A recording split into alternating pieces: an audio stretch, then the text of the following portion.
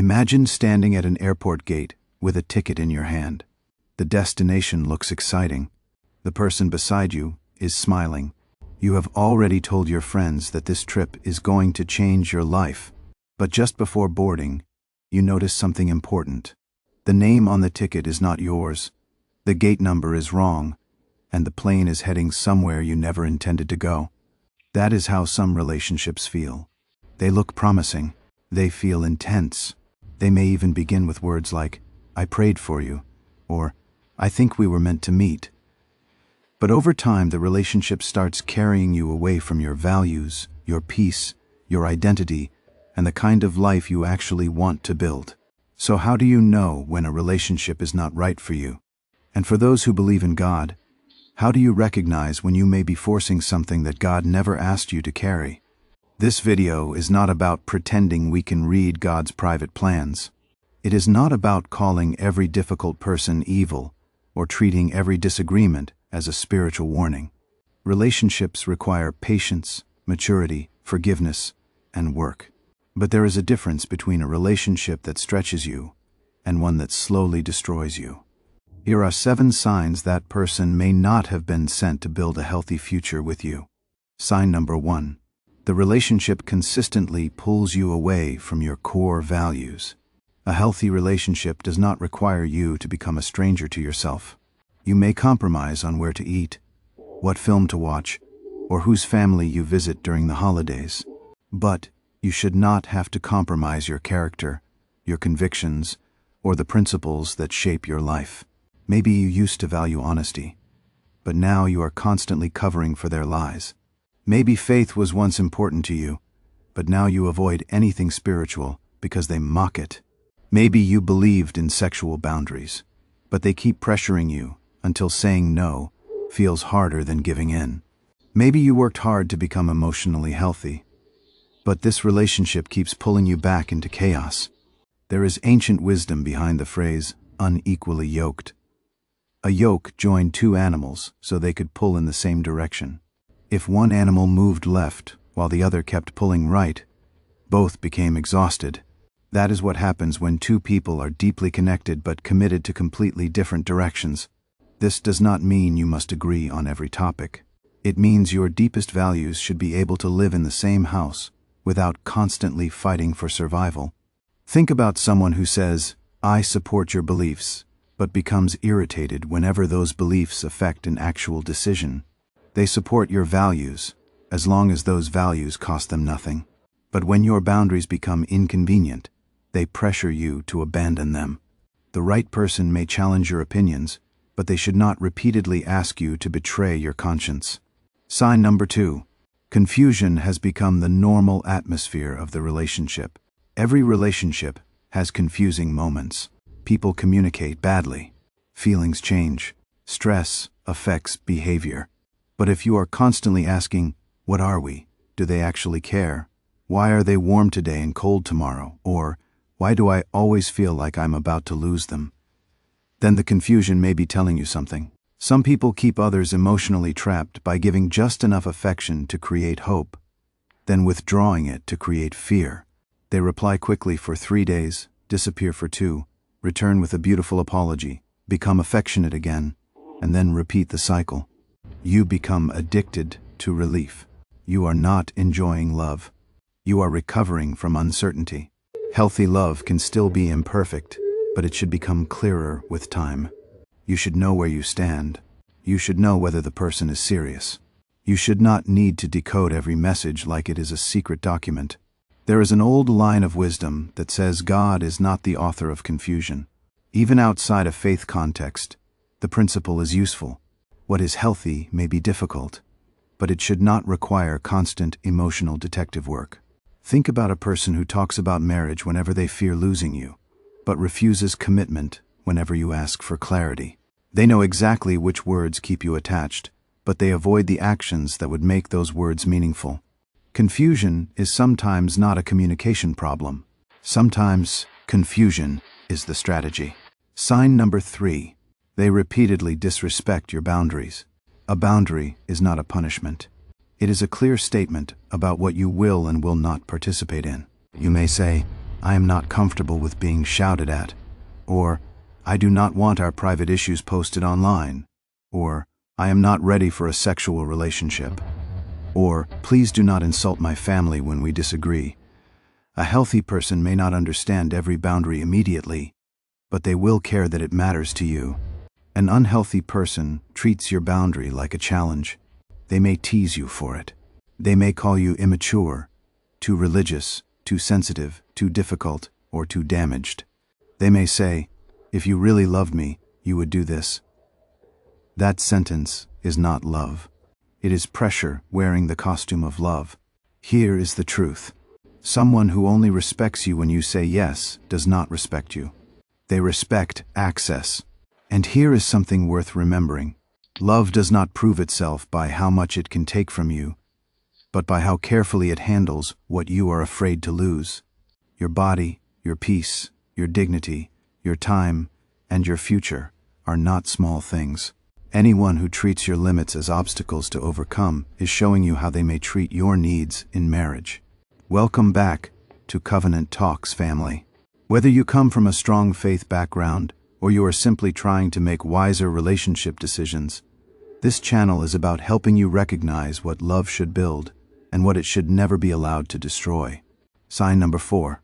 Their words are beautiful, but their patterns are painful. Many people fall in love with potential because potential knows how to speak. I am going to change. I have never felt this way before. You are the only person who understands me. I know I made a mistake, but this time will be different. Words matter, but patterns reveal character. Ancient wisdom says that you recognize a tree by its fruit. In simple terms, stop judging the relationship only by what the person says during emotional moments.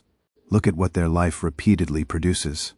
Do they apologize but never change the behavior? Do they promise honesty but keep hiding things? Do they speak about marriage but avoid responsibility? Do they say they love peace but create conflict everywhere they go? Do they call themselves loyal but maintain secret conversations with people they know threaten the relationship? Imagine a partner who buys flowers after every major betrayal. The flowers may be sincere. The tears may be real. The apology may sound convincing. But if the same betrayal keeps happening, the relationship is not being repaired. It is being reset. Repentance, growth, and change are possible. People can become better. But real change is not measured by the intensity of an apology. It is measured by the consistency of new behavior. Do not marry someone's speech while ignoring their habits. Sign number 5. The relationship isolates you from wise and loving people. Not everyone around you will understand your relationship. Some friends may be jealous. Some family members may be controlling. So this sign requires balance.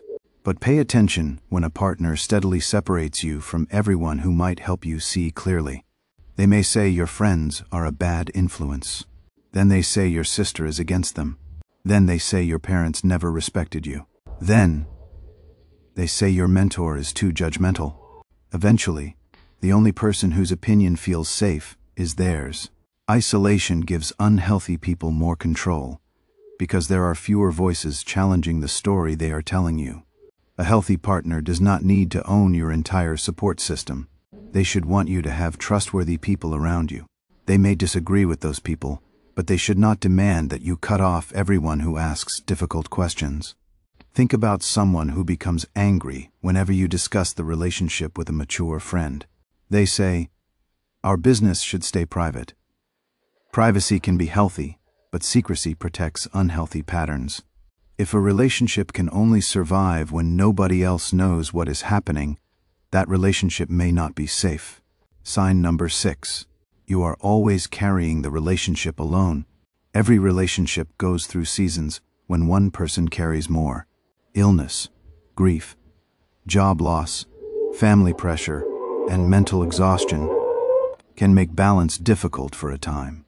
But a relationship cannot remain healthy when one person is permanently responsible for everything. You always initiate the conversations. You always apologize first. You always make the plans. You always explain their behavior to others. You always forgive.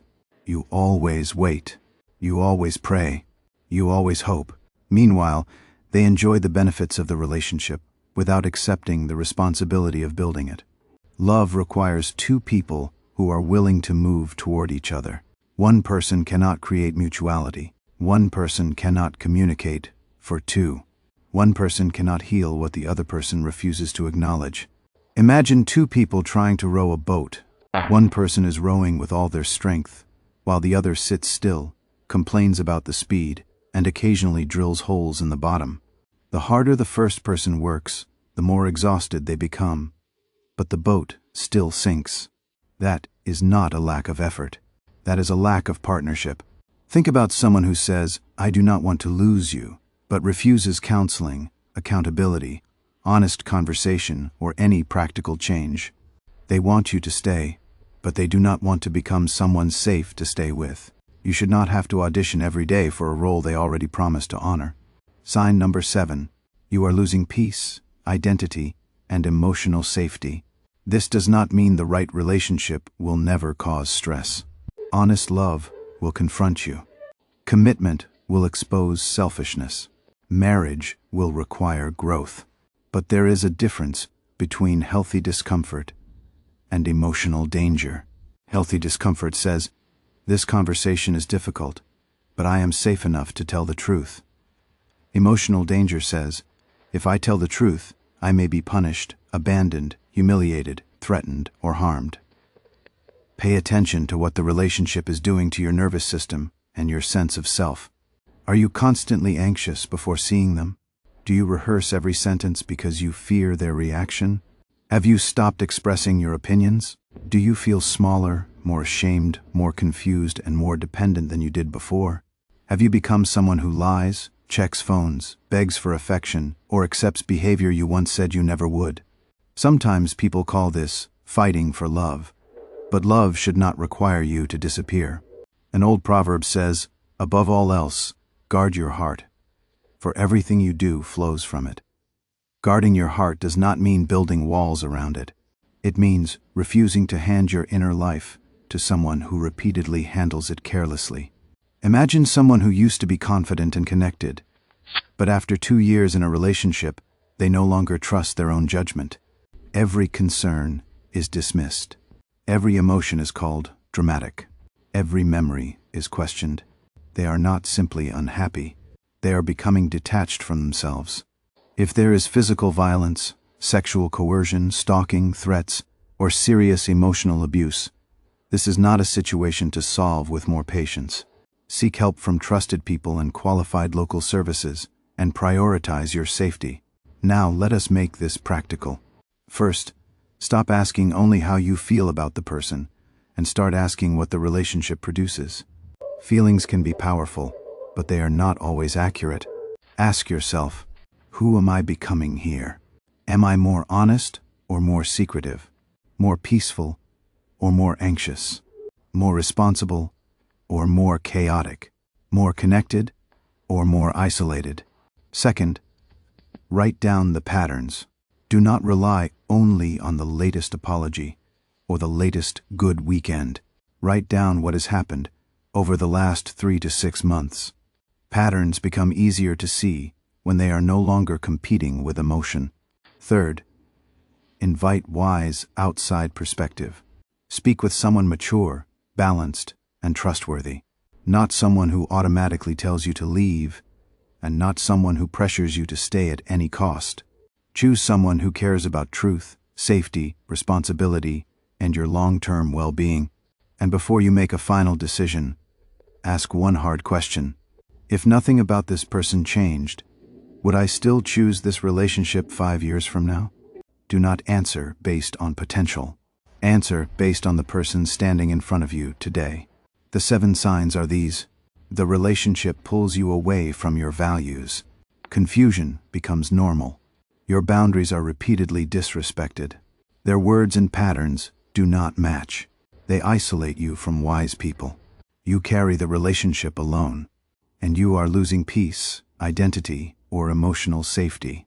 None of these signs automatically proves that a person is evil. But together, They may reveal that the relationship is not healthy, not sustainable, and not leading you toward the life you were created to build.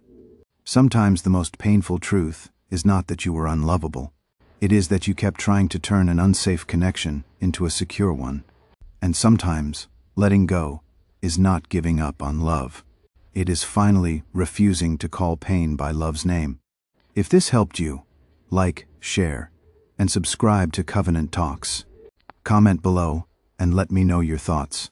Which of these 7 signs do people ignore the most when they are deeply in love?